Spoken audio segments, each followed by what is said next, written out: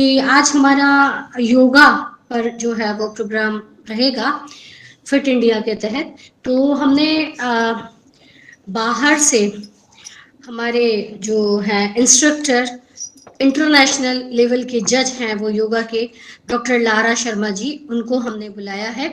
फिलहाल आप अजमेर में एसोसिएट प्रोफेसर हैं योगा के, वो हमारे बीच आज आएंगे। शायद हो सकता है सर जुड़ गए हैं। डॉक्टर लारा शर्मा सर जुड़ गए हैं क्या? Good morning ma'am. Yes ma'am. जुड़ गए सर? यस। अच्छा, yes, good morning. Okay okay okay okay. Good morning sir, आपका केंद्रीय विद्यालय बांदीकुई की तरफ से बहुत बहुत स्वागत है। जैसा कि मैंने बताया ना कि कल भी जो सर आपका है ना फेस नजर नहीं आ रहा क्योंकि पीछे से रोशनी आ Yes, रही है। yes, yes. I am trying my best. I am taking the position. Just a minute.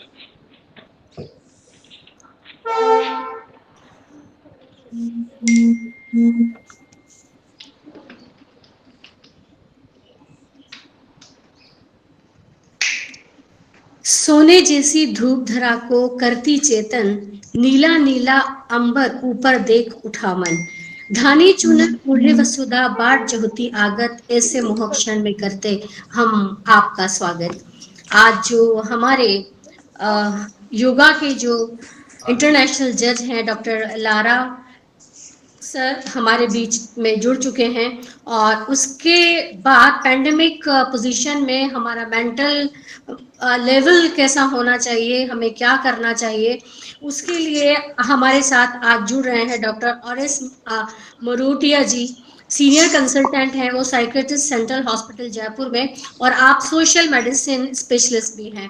तो आज आप भी हमारे साथ जुड़ेंगे। तो डॉक्टर लारा शर्मा सर हमारे साथ जुड़ चुके हैं, और वो बच्चों को आज योगा के कुछ बेसिक्स वो बताएंगे और उसके फायदे बताएंगे। तो 10-15 मिनट का समय सर का हम लेंगे। बच्चे भी अपनी पोजीशन में आ जाएं तो मेरे ख्याल से ठीक रहेगा। बच्चे भी अपनी पोजीशन ले लें।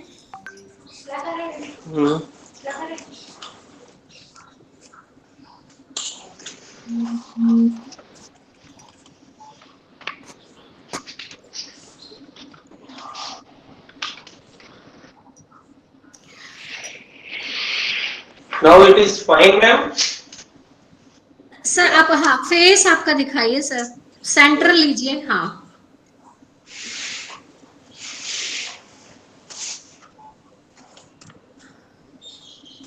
हाँ जी हाँ जी, बहुत बहुत शुक्रिया सर। जैसा कि मैंने बताया ना, अजमेर की धरा पर बहुत सारे अनेक अनमोल रत्नों ने जन्म लिया है, जिसमें से एक रत्न कल हमारे साथ थे डॉक्टर अतुल दुबे साहब, जिन्होंने इतनी अच्छी बातें हमें बताई हमारी फिजिक्स से रिलेटेड, हमारे मेंटल लेवल से रिलेटेड। और आज उसी धरा के एक और रत्न डॉक्टर लारा शर्मा जी हमारे बीच हैं, और आपको वो योगा के जो है बेसिक्स आपको बताएंगे। जस्ट एक छोटे से एक फोन कॉल पे सर ने कहा कि नहीं क्यों नहीं मैम, बांदीकुई से मेरा बड़ा गहरा नाता है, मैं बांदीकुई के लिए मना नहीं करूंगा और मैं जरूर आऊंगा। और एक छोटी सी हमारी रिक्वेस्ट पर सर ने हाँ किया, और सर आज हमारे बीच में हैं। हम बहुत बहुत शुक्रगुजार हैं सर आपके, और आज हमारे बच्चे और पेरेंट्स बहुत लाभान्वित होंगे आपके इस योगा के प्रोग्राम से। जी sir. Thank you very much, मैं ma'am. हमारे एक minute sir, sorry, principal sir हमारे जो हैं, मैं उनसे रिक्वेस्ट करूंगी कि वो आज के हमारे गेस्ट डॉक्टर लारा शर्मा जी का स्वागत करें। नमस्कार सभी को। सम्मानीय doctor Lara Sharma ji, associate professor yoga, MDS university Ajmer. मैं केंद्रीय विद्यालय बांदीकुई परिवार की ओर से सर आपका इस मंच पे स्वागत करता हूँ। और मैं समझता हूँ कि आज हमारे जो बच्चे हैं वो फिटनेस के लिए योगा का महत्व और किस तरह से योगा उनके जीवन में शामिल किया जा सकता है उसको समझेंगे, आपसे लाभान्वित होंगे। मैडम ने कल आपके बारे में बताया था तो वास्तविकता में आप जैसी शख्सियत का हमारे बीच उपस्थित होना ये हमारे लिए भाग्य की बात है और हम आपका आभार प्रकट करते हैं। हमारे बच्चे ज़रूरी आपसे बहुत बहुत लाभान्वित होंगे। इन्हीं आशाओं के साथ सर मैं आपको आपकी स्पीच के लिए आमंत्रित करता हूँ। हाँ सर, जो है पीएचडी है वो योगा तत्व में पीएचडी सर ने किया है, संस्कृत लिटरेचर में भी सर ने किया है, एमए फिलोसफी में सर ने किया है और आपने सेकंड पोजीशन एमडीएस यूनिवर्सिटी में लिया। साइंस ऑफ लिविंग में आपने एमएससी किया 2002 में और यहाँ भी आपने फर्स्ट पोजीशन आपने लिया। योगा एंड मेडिटेशन में भी आपने एजुकेशन ली है। बीएससी आप जूलॉजी से हैं और आप राजस्थान यूनिवर्सिटी में आपने सेकंड पोजीशन उसमें लिया और प्रोफेशनल क्वालिफिकेशन में आपने योगा एंड ह्यूमन में आपने किया है एमडीएस यूनिवर्सिटी से, तो 2003 में वहाँ भी आप फर्स्ट पोजीशन पर रहे हैं। और साइंस के क्षेत्र में सीवाईएससी योगा थेरेपी वो भी आपने की है और आप योगा इंस्ट्रक्टर रहे हैं और बहुत सारे ऐसे इंटरनेशनल कंपटीशन जो योगा के हुए हैं, Himalaya yoga olympiad, national and international Himalaya yoga olympiad में आपने अनेकों बार जजमेंट किया है। ये इंटरनेशनल लेवल का कंपटीशन होता है योगा का। तो इतने हाई प्रोफाइल के शख्सियत आज हमारे बीच में हैं और आप बोर्ड ऑफ स्टडीज के बहुत सारे यूनिवर्सिटीज हैं उसके आप मेंबर हैं, उसमें है बीकानेर है और संस्कृत यूनिवर्सिटी जयपुर है और बिहार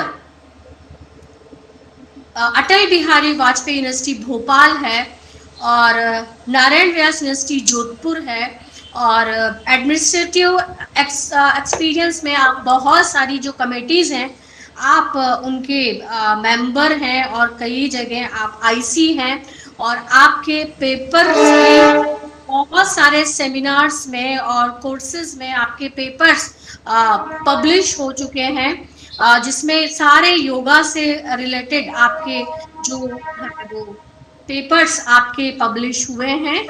ऐसी लर्निंग पर्सनालिटी आज हमारे बीच में हमारे साथ हैं। ये जो बच्चे बीच में डिस्टर्ब कर रहे हैं अपना साउंड म्यूट करिए प्लीज। सुनो ऐसे जज आज हमारे साथ हैं तो मैं अब रिक्वेस्ट करूंगी आप हमें योगा के बारे में बताएं sir. Thank you very much.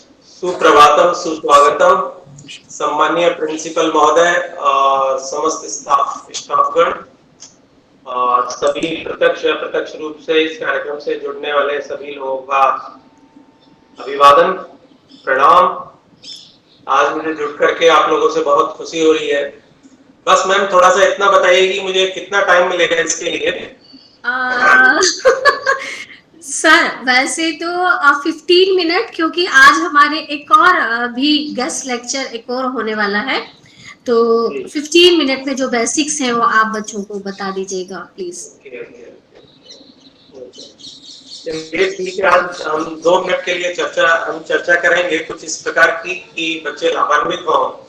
और बच्चों जैसा कि आप सभी लोग जानते हैं कि योग इस समय वर्तमान में कोविड-19 के टाइम में एक स्मार्ट थेरेपी के रूप में काम में आ रहा है।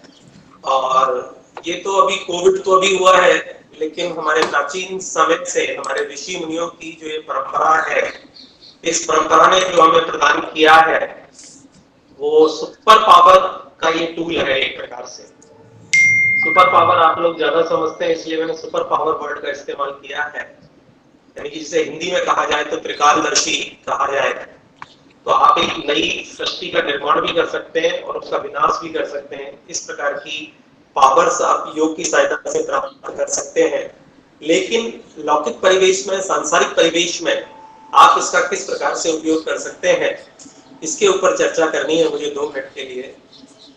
देखिए दोस्तों, फिजिकल एक्टिविटी नेचुरल है कि आप लोग गेम्स की सहायता से, किसी न किसी माध्यम की सहायता से आप अपना कंप्लीट करते हैं।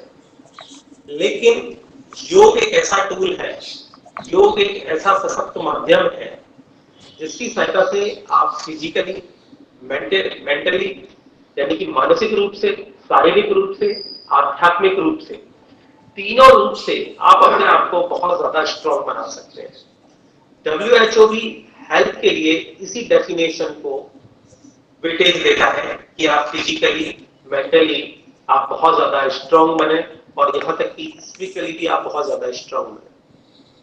क्योंकि गेम्स में आपका पूरा ध्यान आपकी फिजिकल स्टेमिना पर रहता है, लेकिन योग में आपको कॉन्शियसली यानी कि सजग रह करके आपको किसी कार्य को पूर्ण करना होता है। किसी भी माध्यम से आप करें, आप यदि प्राणायाम कर रहे हैं, आप यदि आसन कर रहे हैं, यदि आप उसमें कॉन्शियस हैं, आप उसमें यदि अवेयर हैं, तो निश्चित रूप से फिजिकली और मेंटली जुड़ करके आप उस पोजीशन पर आप पहुंच रहे हैं। तो योग ना सिर्फ आपको फिजिकली स्ट्रांगनेस देता है या फिजिकली फिटनेस प्रदान करता है, अपितु योग आपको मानसिक और आध्यात्मिक शक्तियां भी प्रदान करता है। तो इसलिए योग का ज्यादा इंपॉर्टेंस है। अब बात आती है कि स्टूडेंट्स के लिए हमें क्या करना चाहिए। स्टूडेंट्स के लिए मैं सबसे पहले कहूंगा कि एक तो जो मैं प्राणायाम बता रहा हूं आपको, अभी मैं आपको कुछ प्राणायाम बताने वाला हूं। प्राणायाम आपको निश्चित रूप से करना चाहिए सभी स्टूडेंट्स को।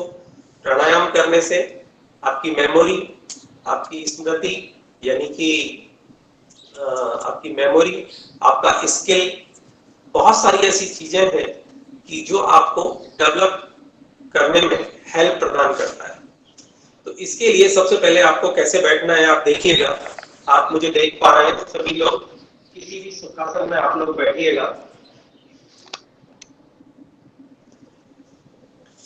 ये देखिए, किसी भी आसन में इस प्रकार से कोई भी सुखासन का आप इस्तेमाल कर सकते हैं। First you fold your right leg at the knee, keep it under the right buttock, then fold your left leg, keep it under the left buttock and keep your spine, neck and head erect. इस प्रकार से आप सुखासन में आसानी से बैठ सकते हैं। इस सुखासन में बैठने का बेनिफिट ये है कि आपका स्पाइन हमेशा इरेक्ट रहेगा और स्पाइन जितना इरेक्ट रहेगा उतना ही आप ज्यादा लाभ प्राप्त करेंगे। तो स्टूडेंट्स को हमेशा कोशिश करनी चाहिए कि जब भी वो चेयर पर बैठे या किसी भी अन्य चीज पर बैठे तो इस प्रकार से अपना स्पाइन इरेक्ट रखें, शोल्डर उसके ओपन हो और दोनों हाथ इस प्रकार से वो रख सकता है। नाउ नेक्स्ट आपको क्या करना है प्राणायाम के लिए, स्लोली एडॉप्ट नासिका मुद्रा। नासिका मुद्रा के लिए आपको क्या करना है, इंडेक्स और मिडिल फिंगर को आप फोल्ड कर लें। इस प्रकार से आप देख पा रहे हैं बहुत अच्छे तरीके से। इंडेक्स और मिडिल फिंगर को आप फोल्ड करें।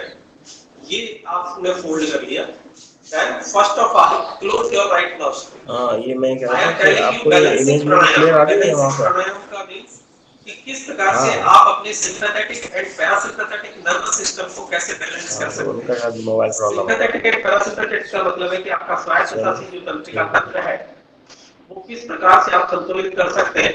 बहुत सारे स्टूडेंट्स ऐसे होते हैं जिनको बहुत ज्यादा गुस्सा आता है, बहुत ज्यादा खाना खाते हैं, बहुत क्रोध करते हैं, किसी की चीजों को चुरा लेते हैं। तो उन सबको बैलेंस करने के लिए जब उनका माइंड फ्लूइड, ठीक है ना, जब बैलेंस नहीं होता है तो ऐसी स्थिति से बचने के लिए हमें क्या करना चाहिए कि स्टूडेंट्स को बैलेंसिंग प्राणायाम करना चाहिए। बैलेंसिंग प्राणायाम को लोग अनुलोम विलोम प्राणायाम के नाम से भी जानते हैं। देखिए किस प्रकार से करना है। इस प्रकार से आपने इंडेक्स फिंगर बनाया, इंडेक्स और मिडिल फिंगर को आपने फोल्ड किया, राइट नॉस्ट्रिल को वेरी स्लोली आपने क्लोज किया, then very slowly inhale through right. बाएं नासा छिद्र से धीरे धीरे लंबा गहरा श्वास लें। आफ्टर कंप्लीट द इनहेलेशन, जब श्वास पूरा भर जाए तो लेफ्ट नॉस्ट्रिल को क्लोज करें, then very slowly exhale through right. Right से आप एक्सहेल करें।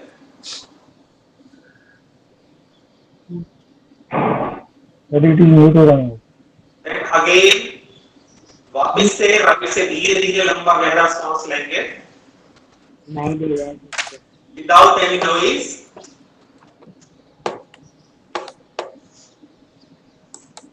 Then close your right nostril, then exhale through left.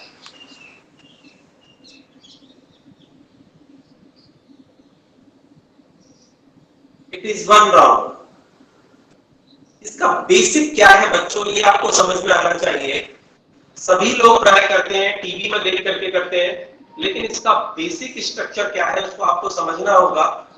First of all, जब आप इनहेल करते हैं तो आपका 10 सेकंड का इनहेलेशन होना चाहिए, कोई साउंड नहीं होना चाहिए। इस प्रकार से यदि ये साउंड करके आप इस प्रकार से इनहेलेशन करते हैं तो इट इज वेरी रॉन्ग, ये बिल्कुल गलत है।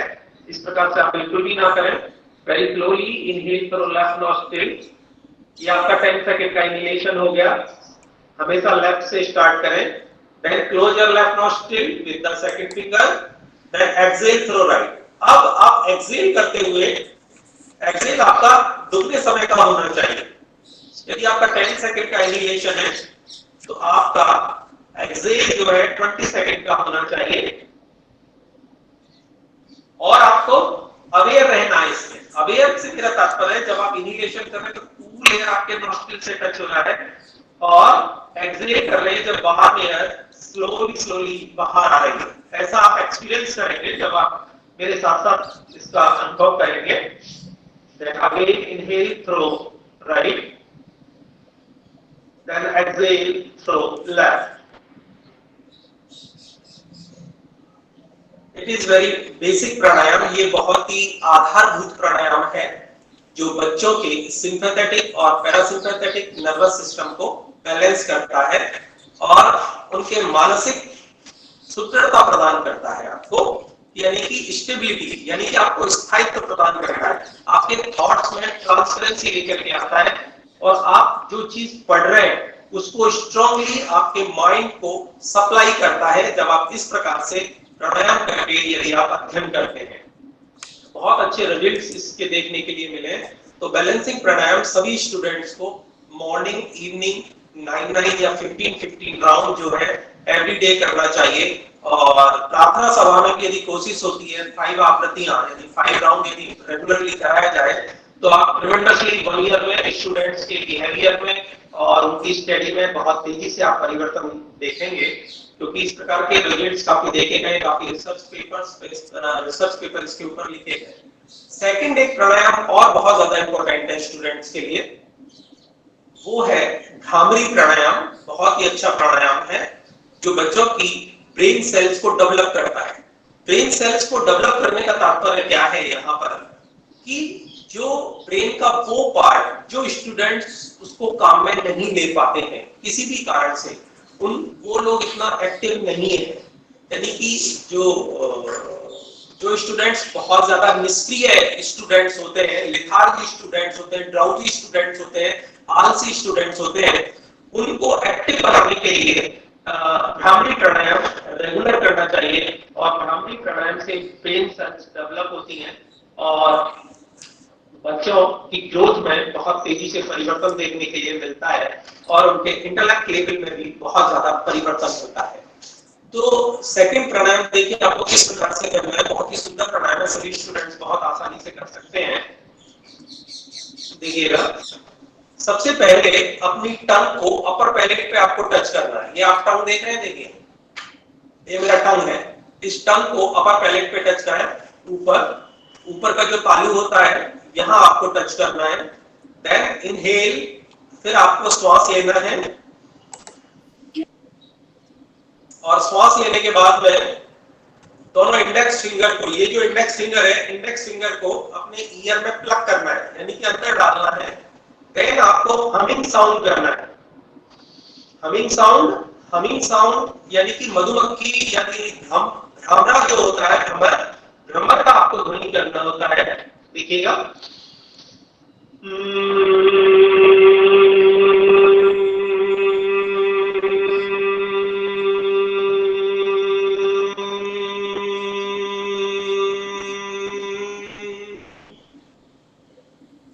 कुछ लोगों को आपने इस प्रकार से भी करते हुए देखा होगा कि थंब को प्लग करें, आईज को क्लोज करें, नोज को क्लोज करें, माउथ को क्लोज करें।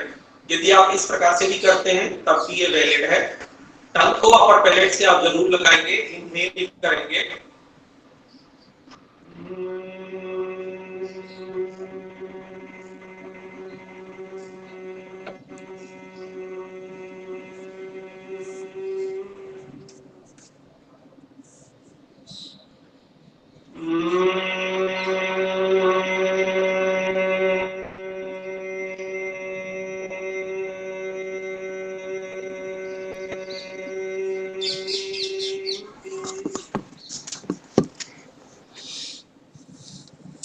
प्रकार से नियमित रूप से आप 3 to 5 राउंड रेगुलर कर सकते हैं।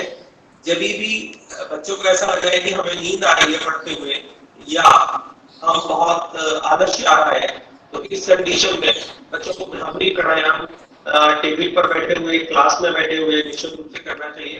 क्लास की एकाग्रता को डेवलप करने के लिए अभी जो टीचर्स जो जुड़े हुए हैं यहाँ इस पैनल पर, मैं सभी से रिक्वेस्ट करूंगा कि जब आप क्लास में जाते हैं तो क्लास में जाने पर सबसे पहले बच्चों को आप सीधे बिठाइएगा और सीधे बिठाने के बाद में जो टेबल चेयर जिस पर भी बैठे स्पाइन को रेस्ट करवाइएगा और उसके बाद में डीप इनहेलेशन, एक बार डीप इनहेलेशन करा के आप उनको भ्रामरी प्राणायाम 2 या 3 टाइम कराइएगा क्लास में रेगुलरली। आप बच्चों के व्यवहार में और उनके मानसिक स्तर में बहुत तेजी से परिवर्तन का अनुभव करेंगे, क्योंकि भ्रामरी प्राणायाम स्पेशली हमारे नर्वस सिस्टम पर काम करता है, नर्व सेल पर काम करता है। इससे नर्व सेल को स्टैग्नेशन और सैचुरेशन मिलता है, संतृप्तिकरण मिलता है, जो स्टूडेंट्स को काफी लाभ प्रदान करता है। अब ये 2 प्राणायाम स्टूडेंट्स के लिए बहुत ही बेनिफिशियल है, बहुत ही सुंदर प्राणायाम है। बैलेंसिंग प्राणायाम जो मैंने फर्स्ट बताया, जिसको अनुलोम विलोम प्राणायाम के नाम से जानते हैं, और सेकंड भ्रामरी। अब मेरा थोड़ा सा प्रयास है कि मैं स्टूडेंट्स को एक सूर्य नमस्कार का आपको डेमो दूं। सूर्य नमस्कार क्योंकि एक अच्छा टेक्निक है फिजिकल फिट रहने के लिए, 4x4 के स्पेस पर आप लोग आसानी से कर सकते हैं, तो ये सबसे बेस्ट है। आप देखिएगा कि किस प्रकार से सूर्य नमस्कार करना है। तो मैं ज्यादा समय नहीं लेते हुए सूर्य नमस्कार के लिए मैं आपको गाइड करता हूं।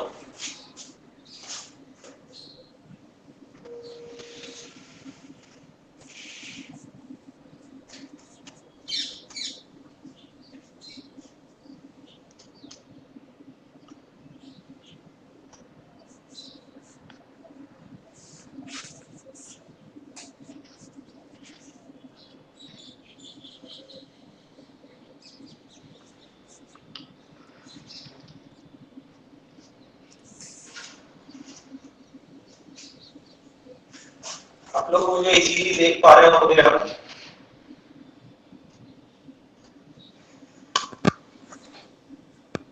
No sir. यस, सूर्य नमस्कार के लिए सबसे पहले आप किसी पोजीशन में आइएगा। ये आपका ताड़ासन कहलाता है, और ताड़ासन के बाद में नमस्कार मुद्रा धारण करिएगा इस प्रकार से आप जैसा देख रहे हैं, क्योंकि बहुत डिटेल में जाकर तो अभी ऑनलाइन नहीं समझाया जा सकता आपको, लेकिन आप जैसा मुझे ऑब्जर्व कर पा रहे हैं आप देखिएगा। नमस्कार मुद्रा, एक इसका बीज मंत्र होता है, उसका आप उच्चारण करें। ओम ह्रां मित्राय नमः। एक काम, धीरे से दोनों हाथों को ऊपर लेकर जाएं, कमर को पीछे से बेंड करें। द्वि, एक्सेल करते हुए सामने फॉरवर्ड बेंडिंग करें। त्रीनी, राइट लेग को पीछे लेकर जाएं, ऊपर की ओर खिंचाव दें, यह सुसंचालन कहलाता है। देन चत्वारी, राइट लेफ्ट लेग को पीछे लेकर के जाएंगे, ये आपको तुलासन बनाना है। पंचम,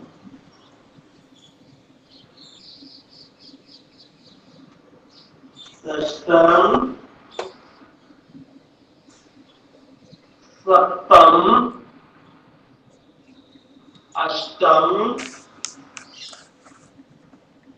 नवम,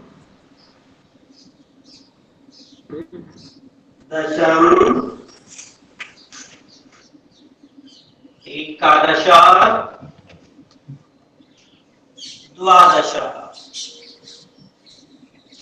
तो इस प्रकार से आप सूर्य नमस्कार कर सकते हैं। ये मैंने आपको साइलेंट डेमोंस्ट्रेशन दिया था, और साइलेंट डेमोंस्ट्रेशन के बाद में मैं एक बार आपको समझाते हुए इसमें लेकर के जाऊंगा, क्योंकि सूर्य नमस्कार एक ऐसी विधा है जहां शरीर का ईच एंड एवरी जो बॉडी पार्ट है वो उसमें एक्टिव होता है।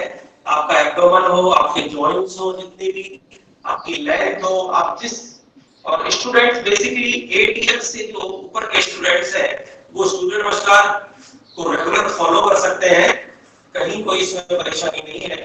तो ये सबसे बेस्ट टूल है स्टूडेंट्स के लिए। यदि सूर्य नमस्कार के रेगुलरली 5 to 10 राउंड यदि हर एक स्टूडेंट्स करता है तो उसको मांसपेशियों के लेवल पर, आपको उसके स्केलेटल लेवल पर, आपके उसके डाइजेस्टिव, रेस्पिरेटरी जितने भी जो सिस्टम्स हैं उन सबको कोऑर्डिनेट करते हुए, उन सबको एक दूसरे के साथ जोड़ते हुए, समन्वित करते हुए वो आपकी हेल्थ को मेंटेन करने का काम करता है। तो सूर्य नमस्कार दरअसल बेस्ट टूल है आज के डेट में, क्योंकि अब सर्दियों का समय, लोग घर से बाहर नहीं निकल पाते हैं, स्टूडेंट्स भी घर से बाहर नहीं निकल पाते सर्दी की वजह से। तो बेहतर होगा कि आप लोग घर पर ही 4x4 के स्पेस में सूर्य नमस्कार के आपके शरीर की जितनी सामर्थ्य है आप उसके अनुसार अपना कार्य कर सकते हैं। तो एक बार फिर देखिएगा, ओम भीम रवे नमः। मंत्र का उच्चारण करने के बाद में धीरे से दोनों हाथों को ऊपर लेकर जाएं, कमर को पीछे की ओर मोड़ें, काउंट 1, काउंट 2 में एक्सहेल करते हुए आगे की ओर झुकें, दोनों हाथों को दोनों पैरों के पास में रखें, काउंट 3, राइट लेग को पीछे की ओर लेकर जाएंगे, यह सुसंचालन कहलाता है। काउंट 4, धीरे से लेफ्ट लेग को पीछे लेकर के जाएंगे, काउंट 5, दोनों घुटनों को नीचे की ओर टिकाएंगे, अपने बटक्स को अपने एंकल पर रेस्ट देंगे, शशांकासन।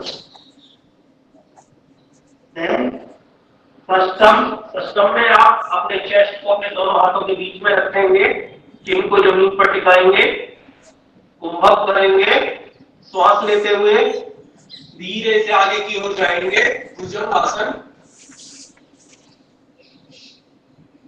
देन अष्टम, दोनों पैरों को फोर्सफुली जमीन पर रखते हुए धीरे से शरीर को पीछे की ओर लेकर जाएंगे, अष्टम।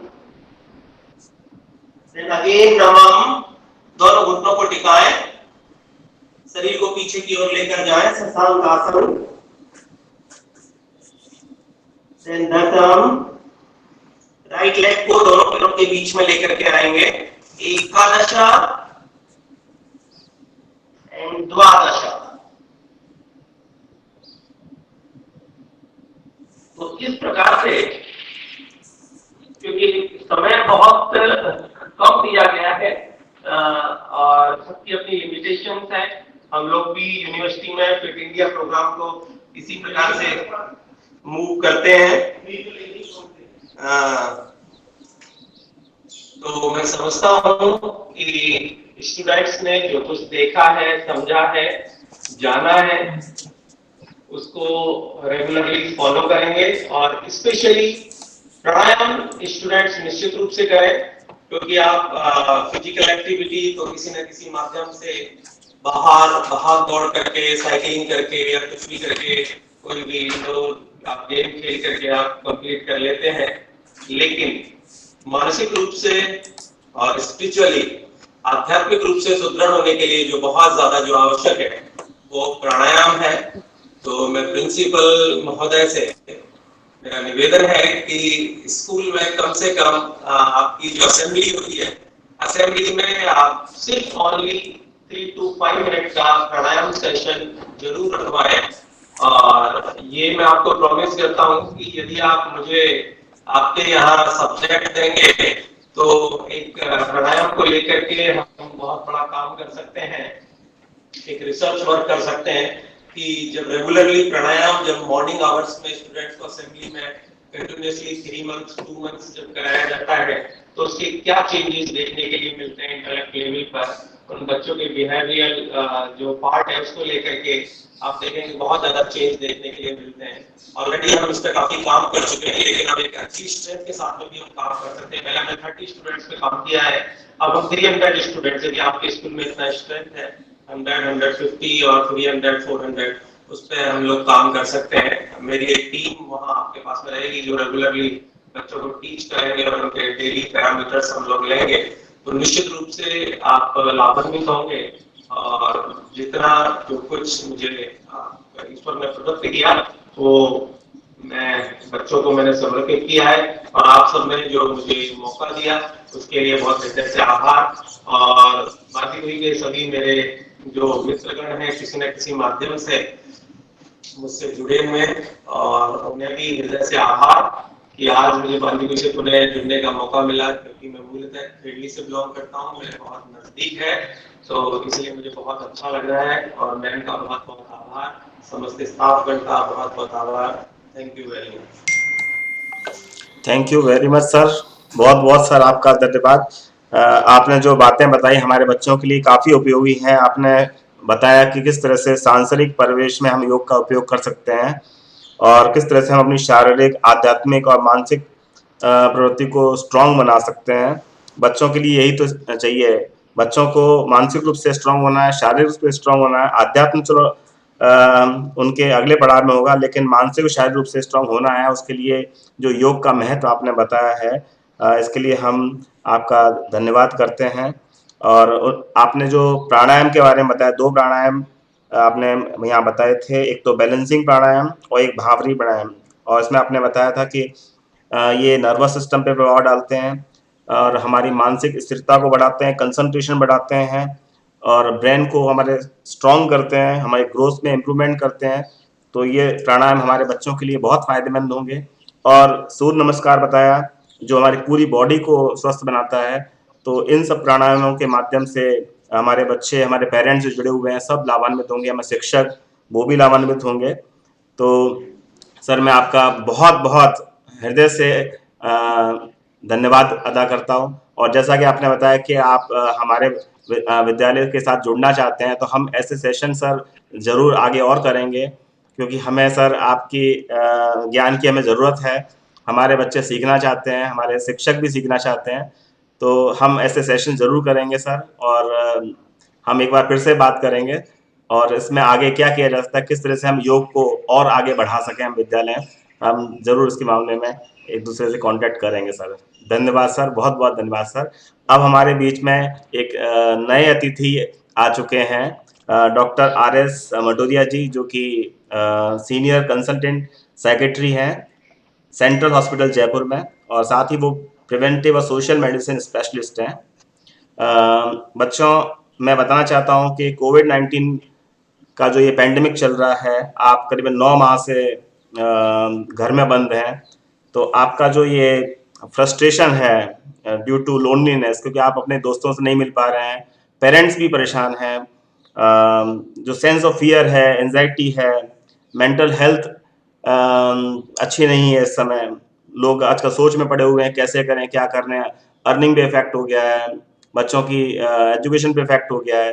तो इन सब बातों से कैसे पार पाया जाए, इसके बारे में हमारे सम्माननीय श्री डॉक्टर RS मटोरिया जी हमें प्रकाश डालेंगे, किस तरह से हम इन समस्याओं से हम पार पा सकें और अपनी हेल्थ को इम्प्रूव कर सकें, किस तरह से हम अपने माइंड को री-स्ट्रेंथन कर सकें। तो मैं आमंत्रित करता हूं डॉक्टर RS मटोरिया जी, वो हमारे विद्यालय परिवार को अपने ज्ञान से लाभान्वित करें और कोशिश करें कि हमारे जो बच्चे हैं वो इन सब समस्याओं से बाहर आ सकें। Shri Matoria ji. Good morning sir. जी सर। गुड मॉर्निंग प्रिंसिपल साहब। Good morning sir. Good morning sir. And teachers and students. And today we will discuss upon the mental health well-being during the COVID-19 pandemic. As our principal sir told about the mental issues during this pandemic period. So first of all, I want to thank to our yoga instructor previously told about the various types of the yoga to the students. That is a very good thing to do in our routine. So what is COVID-19? How it impact upon us? Definitely, it was unusual. It was unexpected. It is big. It is bad. All things causes very complex web for the mental problems amongst the all citizens of worldwide. तो अपने जब इसमें बात करते हैं कि इसका किस तरीके से अपने पे असर पड़ा है कोविड-19 का, तो इसमें सबसे जो बड़ी बातें हैं वो ये है कि अपना जो रूटीन है वो सबसे पहले डिस्टर्ब हुआ। रूटीन मीन्स अपन जो एक्टिविटी करते थे जैसे सुबह उठने से लेकर के और शाम शाम तक सोने तक जो एक्टिविटीज करते थे उनमें कहीं कहीं रेस्ट्रिक्शंस आया लॉकडाउन के रूप में, रेस्ट्रिक्शन आया सोशल डिस्टेंसिंग के रूप में, रेस्ट्रिक्शन आया क्वारंटाइन के रूप में, आइसोलेशन के रूप में। अब आप जैसे कि बच्चे हैं तो यहाँ पे बहुत बड़े रेस्ट्रिक्शन आए, जैसे आपका स्कूल गोइंग बंद हो गया क्योंकि आपका एक दुनिया थी वो आपका परिवार था, दूसरी दुनिया थी वो आपका स्कूल था। स्कूल में आपके टीचर से इंटरेक्शन होते थे, क्लास में आपके फ्रेंड्स से होते थे, आप वहां पे खेलते थे, ये सब चीजें आपकी छूट गई। तो कहीं ना कहीं आपके जो बिहेवियर में चेंज आना एक एंटिसिपेटरी एक आउटकम था कि इसकी वजह से बच्चों में बिहेवियर में चेंजेस आएगा डेफिनेटली।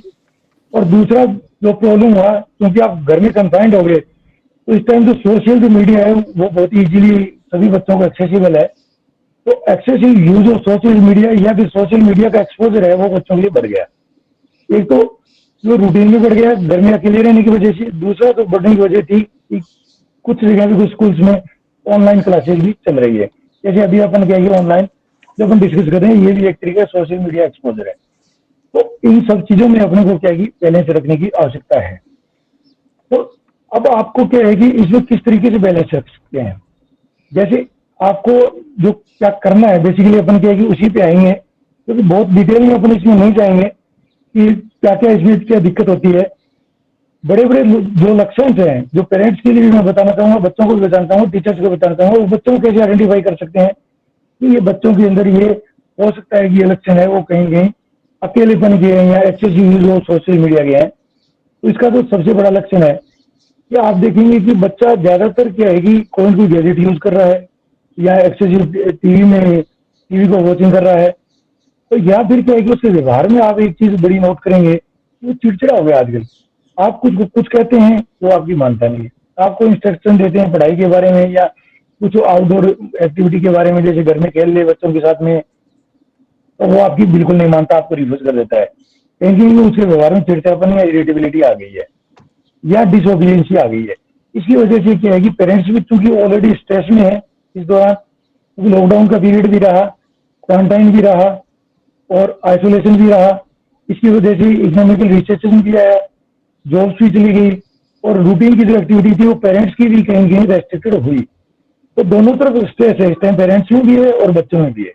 तो इसमें बैलेंस करने की बहुत आवश्यकता है। तो पेरेंट्स तो भी क्या कि बड़े हैं, उनके पास एक्सपीरियंस है, उनके पास बहुत कुछ बच्चों को देने के लिए, उनको बच्चों को बैलेंस करने के लिए। तो पेरेंट्स का ये ड्यूटी बनता है कि वो सबसे पहले बच्चों में ये जो अर्ली साइन है, जो फ्लैग साइन है, इनको आइडेंटिफाई करे कि बच्चा ठीक से खा रहा है कि नहीं पी रहा है, बच्चा सही टाइम पे सो रहा है नहीं सो रहा है, सही टाइम पे उठ रहा है कि नहीं उठ रहा है। इस टाइम सबसे बड़ा इश्यू हुआ बच्चों की रूटीन डिस्टर्ब हुई। रूटीन डिस्टर्ब का जैसे मैंने बताया, बच्चे टाइम पे ना तो सोते हैं, ना उठते हैं, ना टाइम पे खाते हैं, ना टाइम पे नहाते हैं। तो रूटीन को सेट करना बहुत ही आवश्यक है। ये ना भूलें कि रूटीन हमेशा ही इंपॉर्टेंट है लाइफ के अंदर, जिसको अपन डिसिप्लिन भी कह सकते हैं। अगर रूटीन आपकी सही नहीं है तो सब कुछ खराब हो जाएगा। बच्चे अगर देर तक सोशल मीडिया को यूज कर रहे हैं नाइट में, जैसे व्हाट्सएप देख रहे हैं या दूसरे कोई गैजेट देख रहे हैं, फिर वो लेट से उठ रहे हैं, फिर वो क्लास में जैसे अटेंड कर रहे हैं या कोई और एक्टिविटी शुरू अटेंड कर रहे हैं, उन्होंने डेली जो मॉर्निंग रूटीन है जैसे टीथ ब्रश करना है या बाथरूम यूज करना है या दूसरी जो आपकी ड्रेसिंग है, प्रॉपर पर्सनल हाइजीन है, इनको अगर नहीं किया उसके बावजूद अगर वो इन सब चीजों में जा रहे हैं तो कहीं ना कहीं आप ये मान के चलिए ये कोई आज का एक दिन का नहीं है कि आज उसने किया तो ये कुछ होने वाला नहीं है, इसमें कुछ फर्क नहीं पड़ेगा। इसका इम्पैक्ट है लॉन्ग टर्म में बच्चे की मानसिक डेवलपमेंट है उसके डेफिनेटली आएगा, उसके व्यवहार में आएगा। और धीरे धीरे इस सब चीजों से क्या है कि जो रूटीन है इससे हटता जाएगा और वो कहीं कहीं डिसोबिडियंसी करेगा, तो रूटीन को फॉलो नहीं करेगा और इसकी वजह से उसकी परफॉर्मेंस में गिरावट आएगी। जैसे बात करें तो एकेडमिक परफॉर्मेंस में गिरावट आना इसमें क्या है कि बहुत ही कॉमन है। अभी एक हम लोगों ने स्टडी की थी जिसमें एसएमएस के डॉक्टर्स ने स्टडी प्लान की थी, जिसमें मैं भी एक पार्ट था उसका। उसमें ये था कि excessive use of social media और social media academic performance among the school going children. तो इसमें हमने ये देखा कि जो ये लॉकडाउन का पीरियड था स्पेशली, तो इसमें जो excessive use of social media हो इसकी वजह से एकेडमिक परफॉर्मेंस भी गिरावट आई और साथ साथ में बिहेवियरल प्रॉब्लम भी आई। जैसे कि बच्चों को नींद नहीं आना, देर रात तक बच्चों में चिड़चिड़ापन बढ़ना।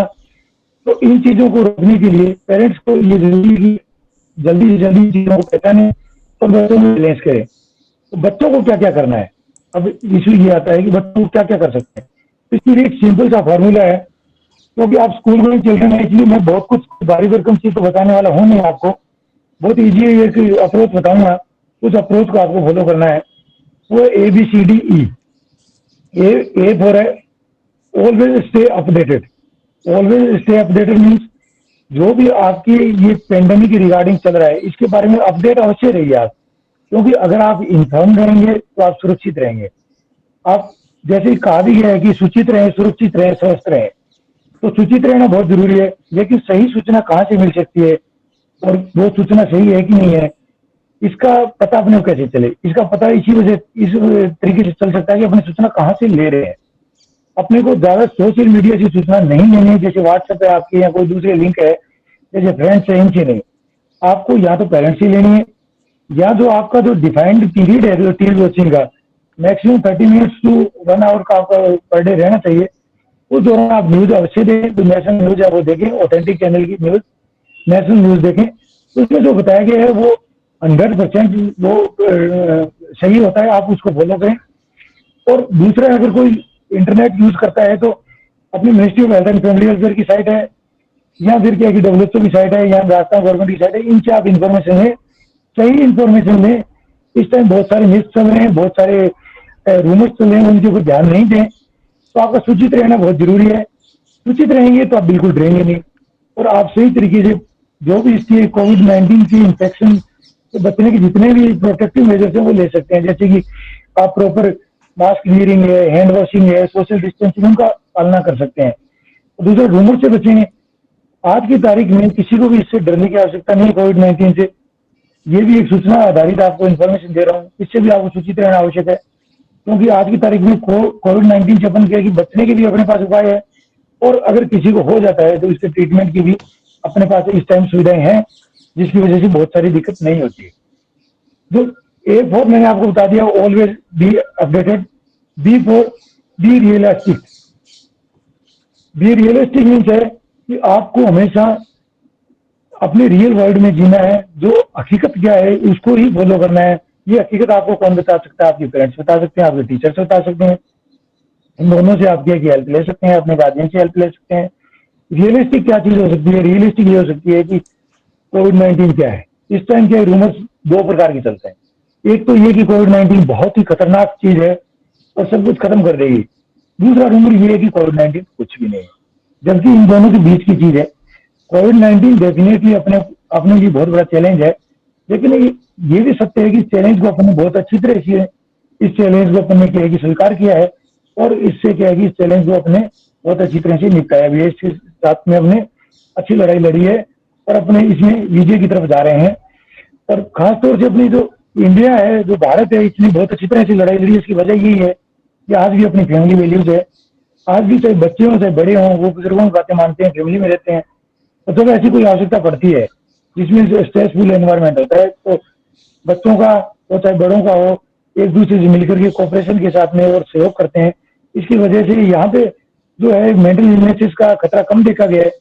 अदरवाइज अदर कंट्रीज में जैसे चाइना है, अमेरिका में, इसमें क्या है कि during COVID-19 up to 90% mental illnesses का केसेस देखे गए हैं। तो इस चीज का खास तौर से ध्यान रखना है कि अपने को अपने जो रियल वर्ल्ड है उसके साथ में ही जीना है और सही परसेप्शन और अप्रोच रखनी है। अब क्या है कि कुछ बच्चे इस तरीके से घबरा जाते हैं कि किसी की डेथ हो गई COVID-19 की वजह से, या क्या है कि मतलब लोग बहुत तरीके की मतलब व्यवहार कर रहे हैं, कुछ क्या है कि गलत खबरें फैला रहे हैं, कुछ सही फैला रहे हैं, कुछ नहीं कर रहे हैं। तो बच्चों को ये देखना है कि मैं क्या कर सकता हूँ। बच्चे क्या कर सकते हैं? बच्चे एक ही चीज कर सकते हैं कि वो सही तरीके से सूचना लें, सूचित रहें और अपने आप को बैलेंस में रखें, और किसी भी रूमर्स हैं जो ऐसी जो अफवाहें हैं उनके ऊपर ध्यान ना दें, उन पर विश्वास ना करें। जब भी उनको ऐसी कोई अफवाह सुनने को मिले, वो इस चीज का कंफर्म करें कि सत्य है क्या नहीं है। इसके लिए पेरेंट्स उनके पास बहुत ही अच्छा मीडियम है।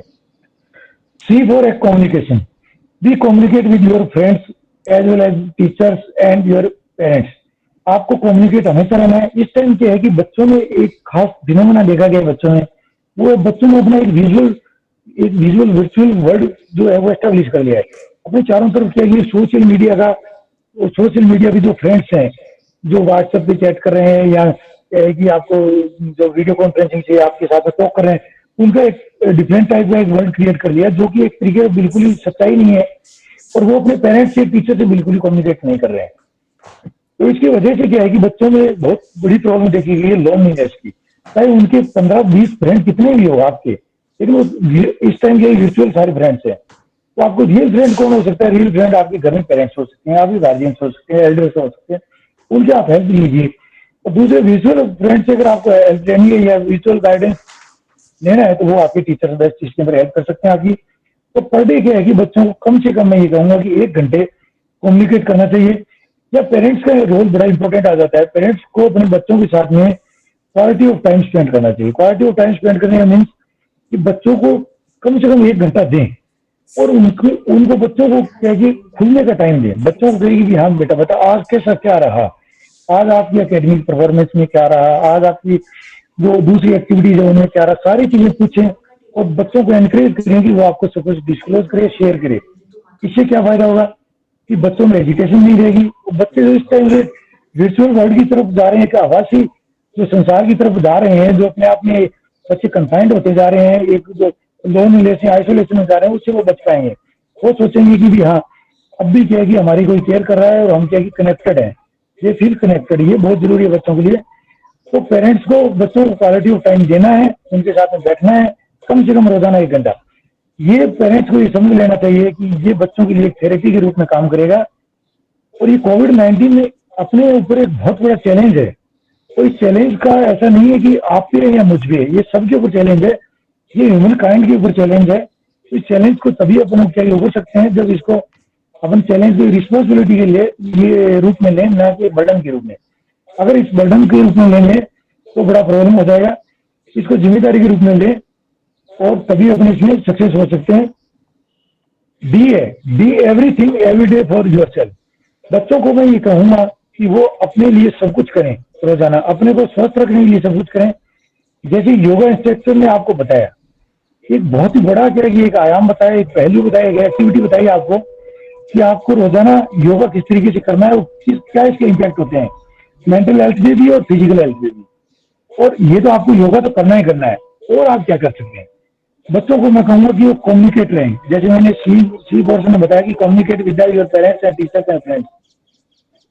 इसमें क्या फायदा होगा आपको कि आप हमेशा ही क्या कि बैलेंस माइंड सेट में रहेंगे। आप कभी भी अकेलापन महसूस नहीं करेंगे, कभी भी आप फ्रस्ट्रेटेड नहीं होंगे, कभी भी आपकी जो नेगेटिव जो सूचनाएं चल रही है, नेगेटिव जो कोविड-19 के इम्पैक्ट आ रहे हैं, उनसे आपके बच पाएंगे।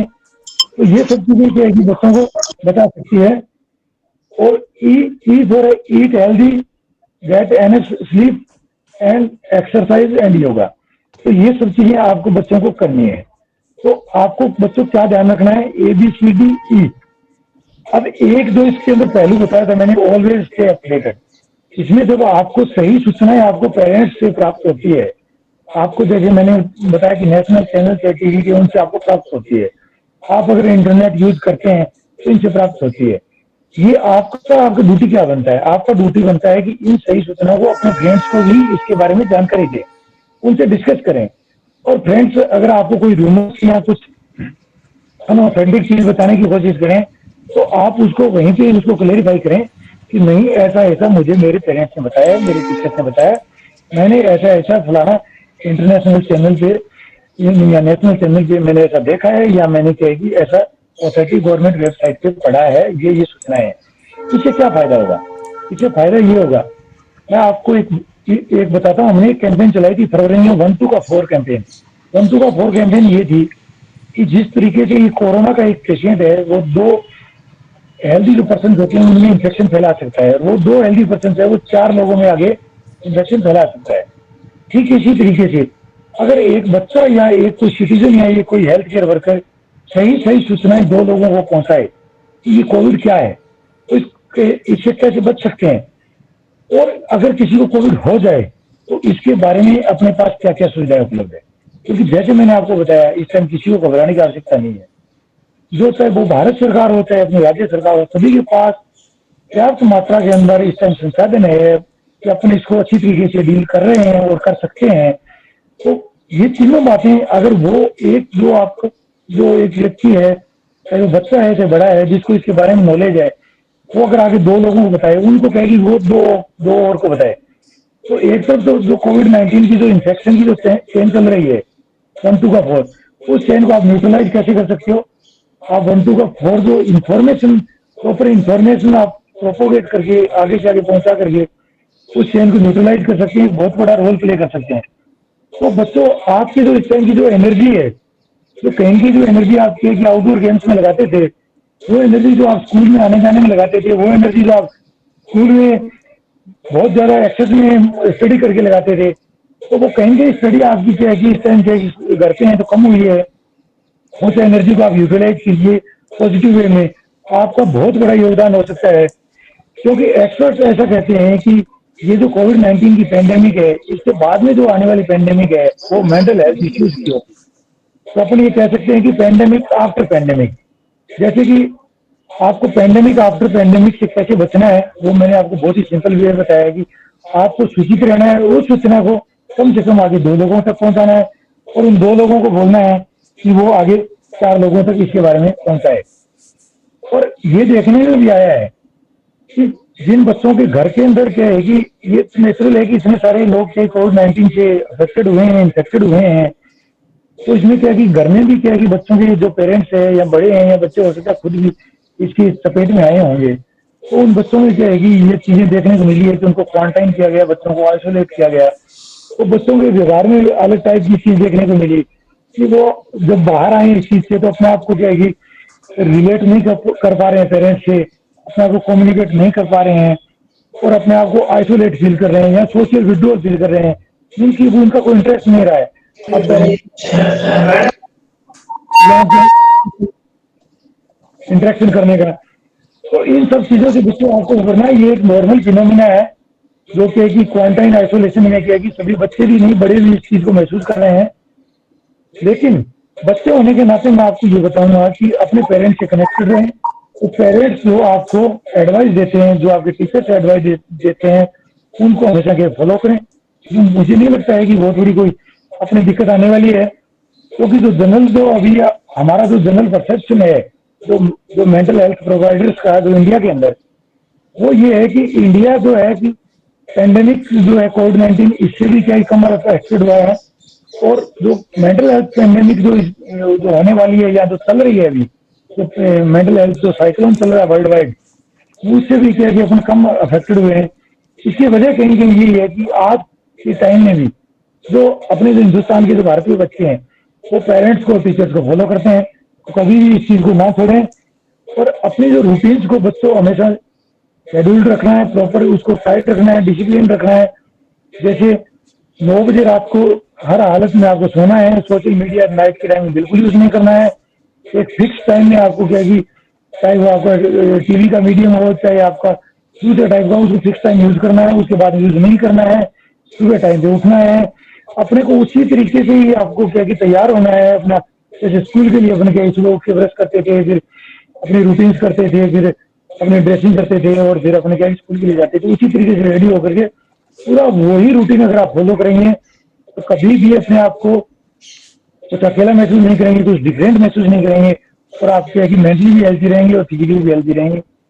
अब इसके बाद में मैं यही आपको कहना चाहूंगा कि अगर आपको कुछ भी किसी प्रकार का कोई अभी भी डाउट हो तो आप मेरे से पूछ सकते हैं। धन्यवाद।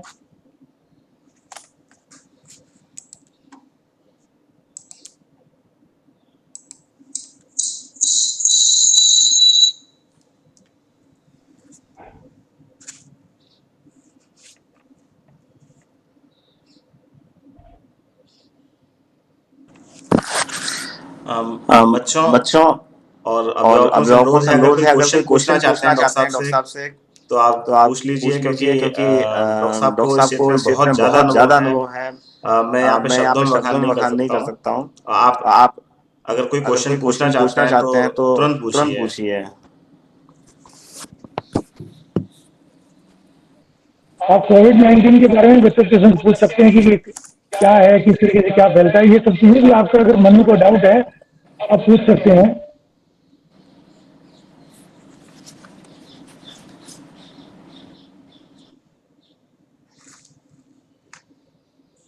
सर सर्वांशु शर्मा सर जैसे हम सुबह जॉगिंग पे जाते हैं तो सर मास्क लगाते हैं, तो सर हटा सकते हैं नहीं हटा सकते?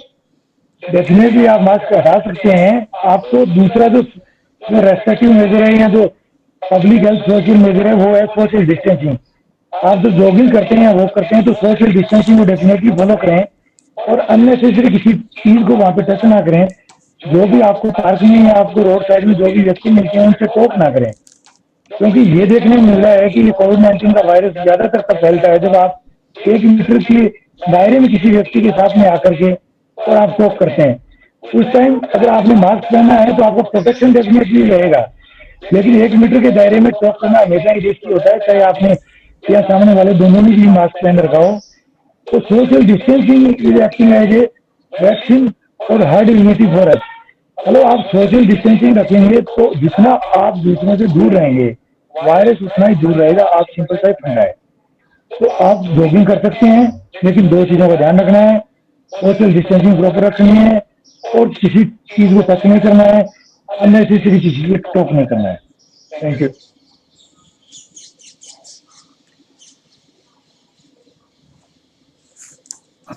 सर हमारा क्वेश्चन था कि मास्क को कितने दिन में साफ कर लेना चाहिए या बदल देना चाहिए? Very good question. ये मास्क जो अपना होता है, जैसे जो पब्लिक के लिए जो मास्क जो रिकमेंडेड है वो है जैसे कपड़े का मास्क है ना, और या फिर आप ट्रिपल लेयर या कोई सिंगल लेयर यूज कर रहा है, सर्जिकल मेडिकल मास्क या कोई N95 भी अगर किसी को अवेलेबल है तो वो भी यूज कर रहा है। इनका 6 से 8 आवर्स का एक जो थंब रूल है, 6 से 8 आवर्स मतलब 6 से 8 घंटे के बाद ही इसको क्या कि रिप्लेस कर देना चाहिए। और यहाँ फिर ये किसी वजह से गीला हो गया है या भैया आपके टॉक करने से गीला हो गया है या लेजल सिक्रेशन से या मुंह में जो सलाइवा अपने होता है उससे गीला हो गया है या कोई पानी लगने से गीला हो गया तो इमीडिएटली चेंज कर दें। और दूसरा जो गोल्डन रूल है वो ये है कि अगर एक बार आपने मास्क हटा लिया तो मैं आपको ये कहूंगा कि मास्क को हटाना है प्रॉपर हैंड हाइजीन यूज करके और उस मास्क को यूज ही नहीं करना है, क्योंकि देखो साइंटिफिकली ये रिकमेंड किया जाता है कि आप उसको प्रॉपर हैंड हाइजीन यूज करके और वापस यूज कर सकते हैं, उस मास्क को लगा सकते हैं। लेकिन as a public health expert और जैसे कि 8-9 महीने के लिए मैं कोविड में काम कर रहा हूँ तो मैं ये कहूंगा कि आप उसको यूज ना करें, क्योंकि आप प्रॉपरली उसको यूज नहीं कर पाएंगे अगर एक बार आपने उसको हटा दिया है तो जैसे कपड़े का मास्क है तो उसको किस तरीके से आप रीयूज कर सकते हैं, ये बहुत अच्छा क्वेश्चन है। इसको सिंपल आपका जो घर में अवेलेबल जो डिटर्जेंट है उसके अंदर आधे घंटे के लिए भिगो कर रख दें, उसके बाद में वर्कआउट इसको करें, प्रॉपरली वर्क करके इसको धूप में सुखा दें और इसको दोनों साइड से प्रेस करके आयरन करके और इसको आप क्या यूज कर सकते हैं, इसमें कोई प्रॉब्लम नहीं है। लेकिन मास्क कोई भी हो, कोई भी सोशल डिस्टेंसिंग या सोशल प्रोटेक्टिव मेजर हो वो कारगर है, वो काम करता है। और आप ये मान के चलिए कि इंडिया के अंदर अगर इतना कम ये कोविड-19 हुआ है तो इसमें बहुत बड़ा जो योगदान है वो अपनी ओबीडियंस है, अपने गवर्नमेंट के इंस्ट्रक्शन फॉलो किए, अपने अपने गार्जियन के एल्डर्स के जितने भी जो इंस्ट्रक्शन थे सोशल डिस्टेंसिंग के, वो चाहे लॉकडाउन के पीरियड में हो चाहे आफ्टर लॉकडाउन हो, अपने फॉलो किए। और यही वजह थी कि अपने कहीं न कहीं पूरे संसार में सबसे आगे है। वो कोविड-19 की मोर्टिलिटी मतलब इसकी जो डेथ हुई है वो बहुत कम हुई है, कोविड-19 का इन्फेक्शन बहुत कम हुआ है। कोविड-19 की वजह से होने वाले सोशल इकोनॉमिकल और मेंटल हेल्थ जो कंसिक्वेंसेज है वो भी बहुत कम हुए। तो अपने को हमेशा ही फॉलो करना है, जो भी क्वेश्चन जो बार बार पूछना है। Thank you. नेक्स्ट सर हमारा ये क्वेश्चन है कि सर मास्क बनाए ना तो सर पतले कपड़े का बनाए या मोटे कपड़े का? ये इसमें बेटा कोशिश ये करें कि मास्क बनाए वो डबल लेयर तो कम से कम बनाए, और इसमें तो ये जो अपना कॉटन का जो कपड़ा होता है ना वो सफिशियंट होता है, जो ये थिन भी नहीं होना चाहिए, बहुत ज्यादा थिक भी नहीं होना चाहिए। जो मीडियम साइज का जो कॉटन का कपड़ा है उसको आप यूज कर सकते हैं और नहीं डबल लेयर का अवश्य बनाए इसको। और अगर घर में सिलाई करने वाला या कोई आपको अच्छा टेलर मिल जाए तो इसमें जैसे जो अपने जो लेयर बनाते हैं ना जिसको हम प्लाइज बोलते हैं, वो भी अगर कोई बना सके तो वो एक्स्ट्रा प्रोटेक्शन देती है अपने को। नहीं तो सिंपल भी यूज करें, इसमें कोई बहुत ज्यादा मेटिकुलस होने की आवश्यकता नहीं है कि मैं फलां यूज कपड़ा यूज करूँ, फलां मास्क यूज करूँ, लेकिन कॉटन का और जो मीडियम साइज की थिकनेस के कपड़े का यूज करें, डबल लेयर बनाए। हेलो सर, विश्राम सैनी। सर, जो नॉन सिम्टोमेटिक पेशेंट होता है वो मेरे फैमिली का कोई कैंडिडेट है, तो उसे हम किस तरह आइडेंटिफाई करें सर? Very good. अगर एसिम्टोमेटिक या नॉन सिम्टोमेटिक जैसे मैंने बोला बच्चे ने, तो इस पेशेंट को आइडेंटिफाई करने का ऐसा कोई आपके पास कोई तरीका नहीं है, लेकिन एक चीज है कि जो भी बाहर जाता है, तो जैसे कि आपको पब्लिक से किसी का इंटरेक्शन होता है, आपकी किसी फैमिली मेंबर का, तो वो अवश्य सावधान रखिए कि वो एक्सपोज ना हो आगे, जैसे कि वो मास्क यूज करे, हैंड हाइजीन, सोशल डिस्टेंसिंग, इनकी पूरी क्या है कि वो पालना करे। अदरवाइज क्या है कि उससे आप डाउट क्रिएट हो जाता है कि जैसे कोई बाहर जाकर के आया और पब्लिक से मिक्स होकर गया without proper social proper preventive measures, तो मान के चलिए कि वो बंदे को अपने को क्या है कि उससे थोड़ी डिस्टेंस बना के रखनी है, उसको क्वारंटाइन। पहले तो आपको ध्यान ही है कि जब ये लॉकडाउन का पीरियड था, तो जो भी अपने बाहर से आता था, अदर डिस्ट्रिक्ट से या अदर प्लेस से, अदर सिटी से, तो उसको 14 डेज क्वारंटाइन करते थे। तो इसी वजह से करते थे क्योंकि वो एसिम्टोमेटिक होता था, बट जो सीज एक्सपोज टुवर्ड्स द कोविड-19। तो आज की तारीख में भी यही है, अगर कोई विदाउट प्रिवेंटिव मेजर्स गया है बाहर और वो आया है, तो डेफिनेटली क्या है वो एक्सपोज है और उसके कभी भी लक्षण आ सकते हैं, तो उसको घर में भी उसी तरीके से ही आपको ट्रीट करना है।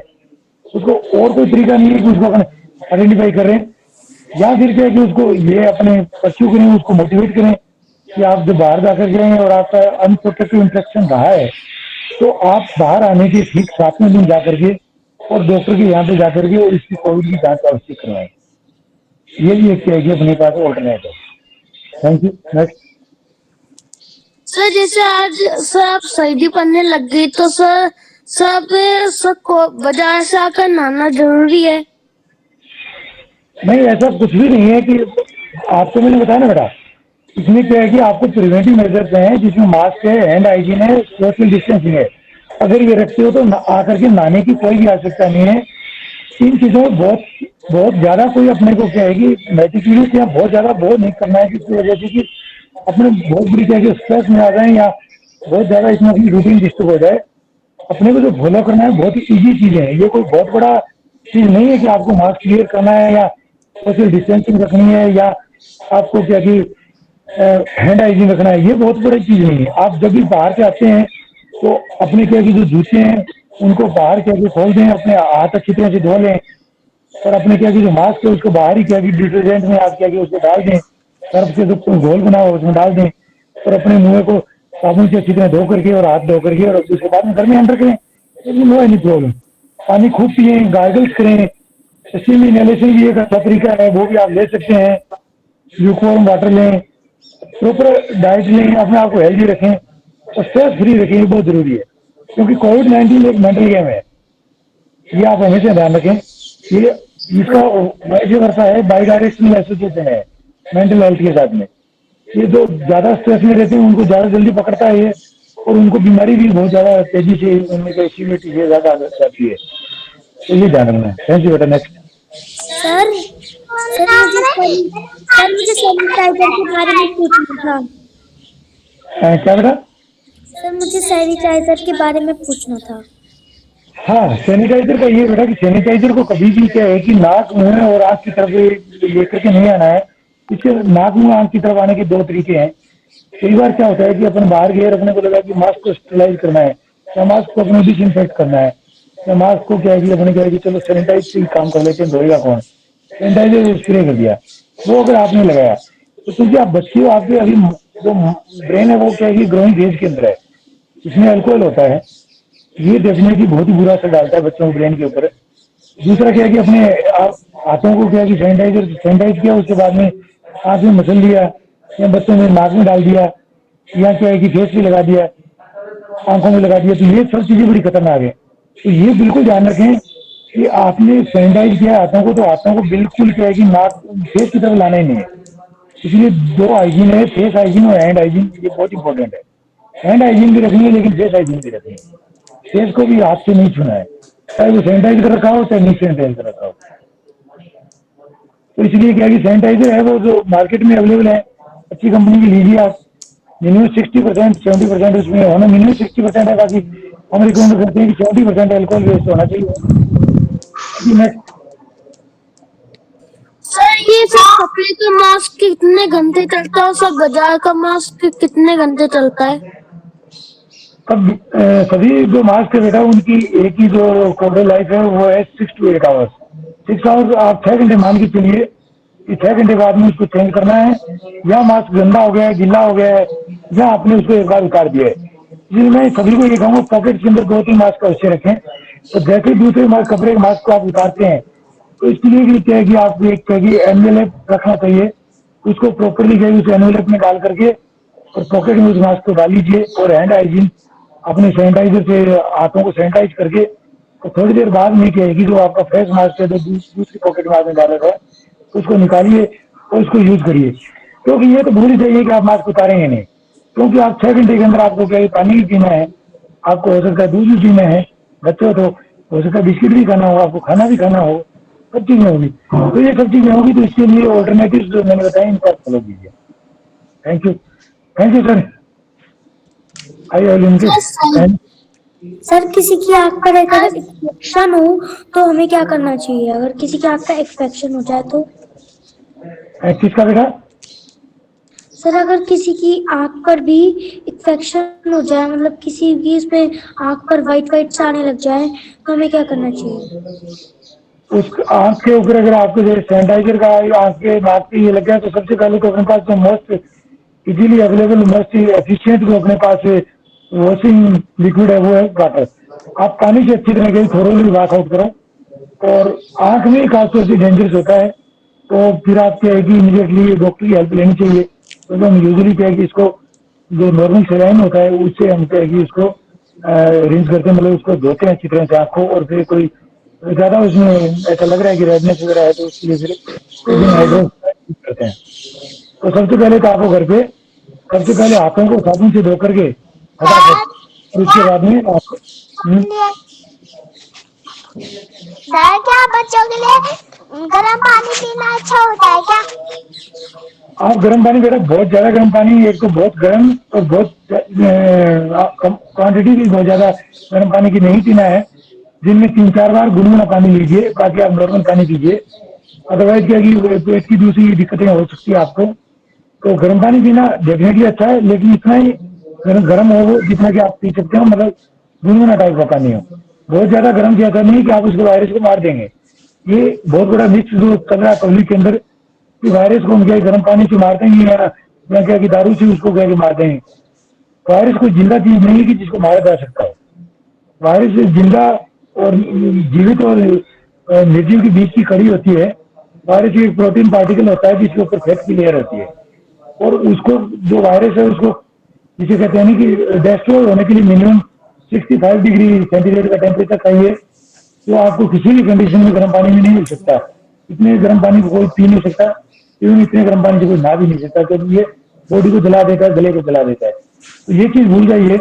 खाली अपने क्या है कि जो गर्म पानी पीते हैं, गुनगुना पानी पीते हैं, स्टीम इनहेलेशन करते हैं, वो खाली जो अपना रेस्पिरेटरी ट्रैक्ट है, जो एंट्री ऑफ वायरस है उसको अपने क्या शुद्धि करते हैं, उसको क्लीन करते हैं। तो अपन ये कह सकते हैं कि all these are the process of cleaning of our respiratory tract, ताकि उसके साथ में अगर कोई वायरस है तो वो बाहर चला जाए या वो डायरेक्ट पेट में चला जाए। पेट में जाने के बाद में वो क्या खत्म हो जाएगा। तो पेट में जो एंजाइम्स होते हैं जो प्रोटीन को फैट को डाइजेस्ट करते हैं। थैंक यू बेटा। ओके सर आप आइस की इन्फेक्शन के बारे में बता रहे थे ना, जब आपने बीच में छोड़ दिया था साबुन आई से। इन्फेक्शन का हो गया बेटा, आई इन्फेक्शन का हो गया। अगर आई इन्फेक्शन में आपकी रेडनेस है आंखों में, तो अगर आंखों में रेडनेस है, इरिटेशन है, तो आप डॉक्टर को दिखाइए। सही कादा पीना। एक मिनट बेटा, एक मिनट रुकिए।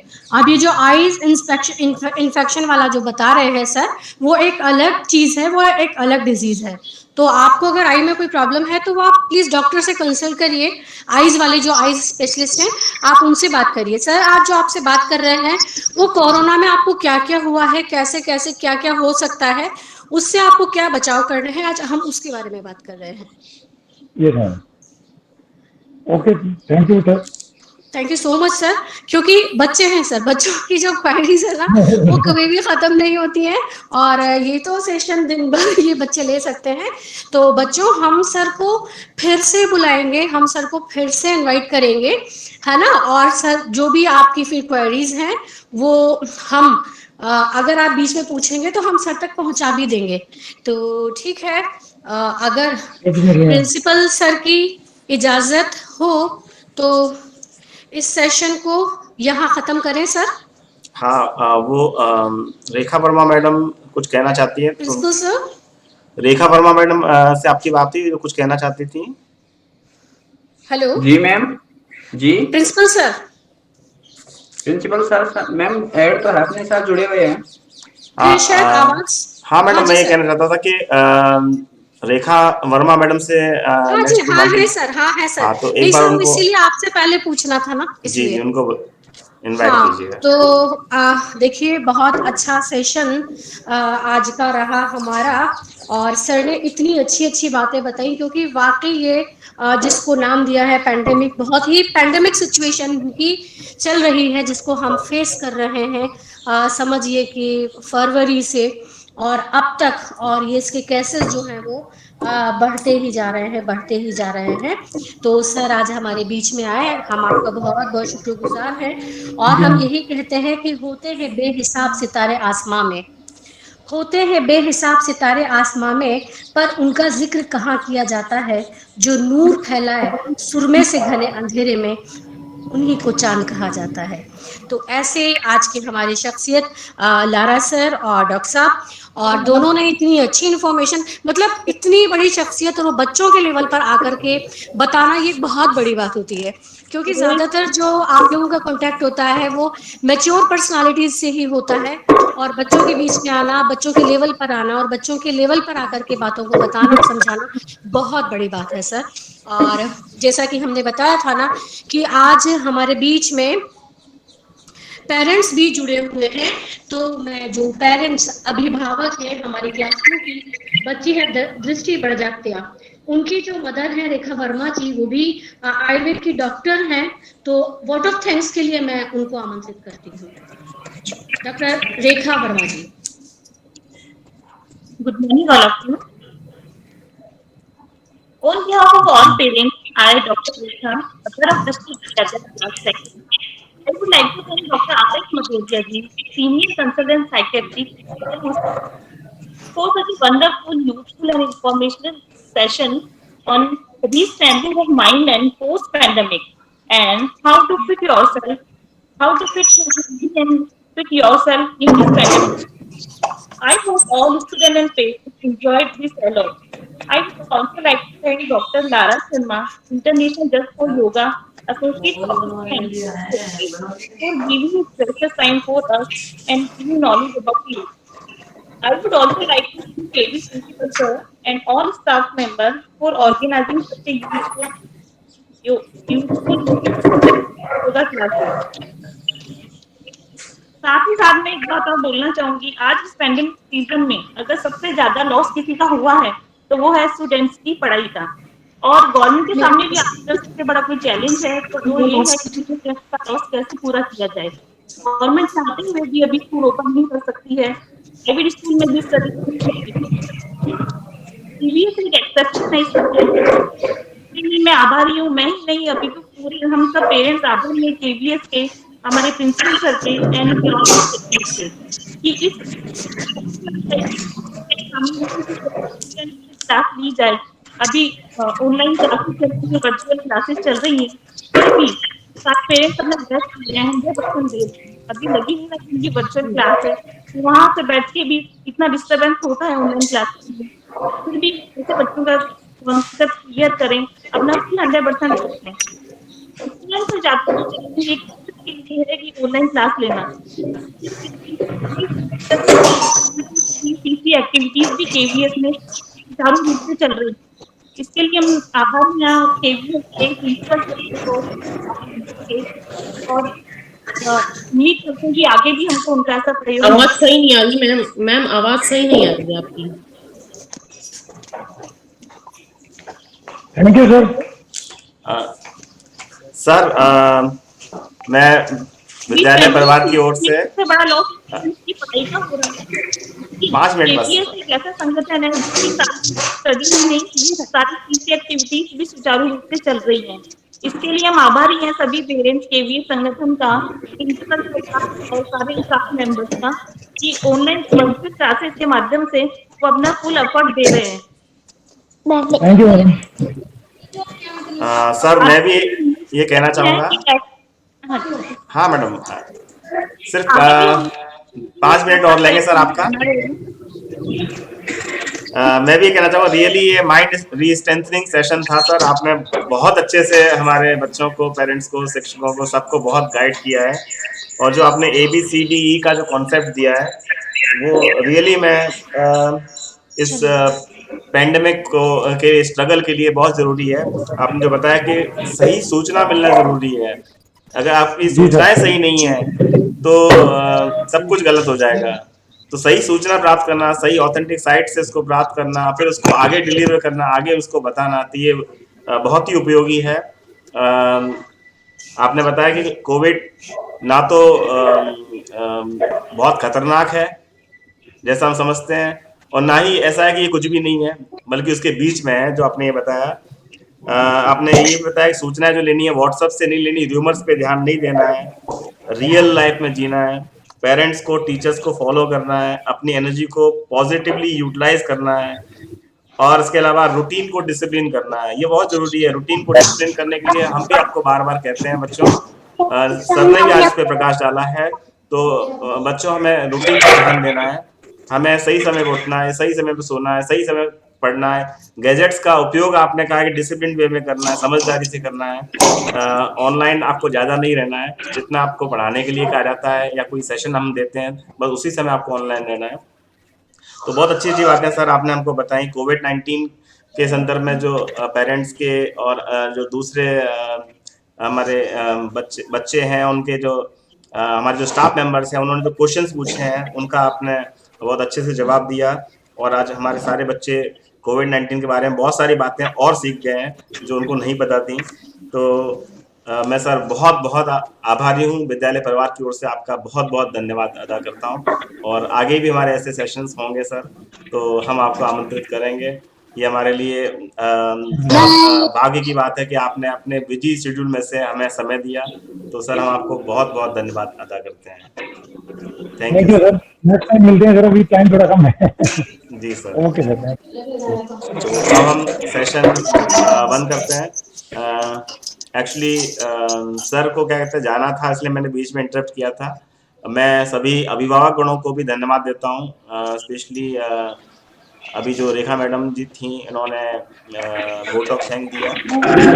तो मैं चाहता हूँ कि अभिभावकगण आगे आएँ, और भी प्रोग्राम्स हमारे होते हैं उनमें वो सहयोग करें। और अच्छा लगता है कि जब इस तरह के सेशंस होते हैं और जानकारियाँ एक दूसरे के साथ में साझा की जाती हैं। तो आगे भी हम ऐसे सेशंस लेके आएंगे। तो ये वर्चुअल असेंबली थी, लेकिन वर्चुअल असेंबली के साथ में हमने आज योगा प्रोटोकॉल के बारे में सीखा और रीस्ट्रेंथनिंग ऑफ माइंड के बारे में सीखा, जिनको आज हमें आगे की लाइफ में पालना करनी है। और मैं आपको बताना चाहता था कि हमने आज के शेड्यूल में, क्योंकि फिट इंडिया वीक मनाया जा रहा है, तो आज के शेड्यूल में कुछ और चीज़ें भी हैं, जैसे mental fitness activities, open letter to youth of the nation on power of fitness, open mic on topics such as exercises, celebration of what your body can do, not a punishment for what you ate. तो ये 3-4 चीज़ें और हैं, तो इसमें बच्चों को participate करना है। हमने एक गूगल लिंक भेजा हुआ है, अगर नहीं भेजा है तो हम अभी आपको शेयर कर देंगे। उस गूगल लिंक के माध्यम से आपको इन एक्टिविटीज़ में पार्टिसिपेट करना है। मैं थोड़ा सा इसके बारे में आपको समझाना भी चाहता हूँ। मेंटल फिटनेस एक्टिविटी में बच्चे कोई फिटनेस एक्टिविटी जो कि माइंड को रीस्ट्रेंथनिंग करे वो करके दिखाएंगे, और उसका एक 30 सेकंड से 1 मिनट का वीडियो अपलोड करेंगे। Open letter to youth of the nation on power of fitness. यहाँ ओपन लेटर का मतलब है कि ऐसे आपको एक ऐसे लिखना है, ठीक है ना, किस टॉपिक पर, पावर ऑफ फिटनेस पर, और उसको यहाँ अपलोड करना है इमेज की फॉर्म में, ठीक है। और open mic on topic such as exercise is a celebration. इसमें आपको स्पीच देनी है, इस टॉपिक पर एक्सरसाइज इज सेलिब्रेशन पर आपको स्पीच देनी है। तो जो बच्चे स्पीच में अच्छे हैं वो आगे आएं और पार्टिसिपेट करें। इनके वीडियो और जो भी आप फोटोग्राफ हमको देंगे हम आगे रीजनल ऑफिस को भेजेंगे। तो फिट इंडिया को बहुत ही हर्षोल्लास के साथ मनाना है, पार्टिसिपेट करना है। छोटे बच्चे भी पार्टिसिपेट करेंगे, बड़े बच्चे भी पार्टिसिपेट करेंगे, सभी बच्चे पार्टिसिपेट करेंगे और इसके लिए आपको सर्टिफिकेट्स दिए जाएंगे। Thank you very much. अब मैं अगले कमांड के लिए राष्ट्रगान के लिए सारी क्लासों की यही कंपटीशन। हाँ, राष्ट्रगान के लिए बेटा कमांड दीजिए। सर पार्टिसिपेट कैसे करूं? सावधान विश्राम, सावधान विश्राम, सावधान राष्ट्रगान शुरू कर।